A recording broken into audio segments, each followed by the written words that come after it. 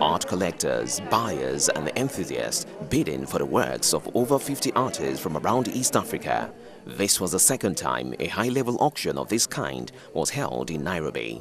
Last year's auction had bids of more than $215,000. Kenyan artists, like many of their African counterparts, often find more success abroad than at home, where paying top price for art is seen as a preserve for a small group of wealthy elite. Danda Djamelik is the director of the Circle Art Agency and organizer of the auction. She started the agency in 2002 to provide professional world-class consultancy to artists and art institutions in East Africa. Circle Art Agency has curated works from over 50 of the region's most talented and renowned artists, giving them visibility and offering public access to their art. Last year, Circle Art Agency decided that one of the gaps in the art market here, or the art scene here, was an auction run exactly the same as Sotheby's or Bonham's or Christie's internationally.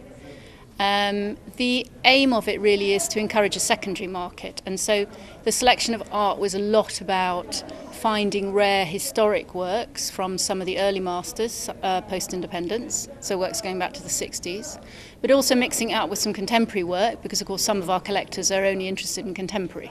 The auction was an exclusive affair, characteristic of Kenya's changing consumer landscape. The middle class is growing fast as the economy expands steadily, and Kenya's government moves ahead with bold plans to turn Nairobi into an international financial center by 2025, part of its goal to pull East Africa's largest economy into the ranks of newly industrialized nations by 2030. Art is a new indulgence for the country's emerging elite. Danda said she expected the number of Kenyan bidders to grow this year. Last year we had, I think, over 300. We already have 100 registered to bid. I'm quite sure that we'll have more. If we have the same number as last year, I'll be very happy. Financial backing for the event came mostly from CFC Stanbic Bank's Private Clients Division, which manages high-net-worth individuals, that is, people with over $1 million in investment assets.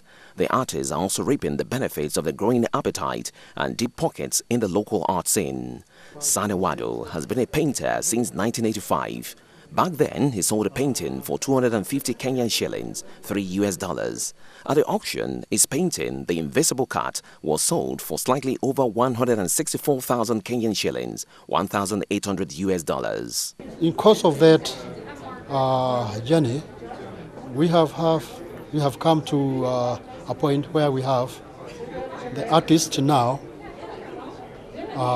feeling that like they are part of the industry, the visual art industry, and currently in my opinion, I tend to feel like we are doing all right. Sotheby's valued global African art sales for 2013 at $28 million, with a majority coming from major African art markets, South Africa and Nigeria.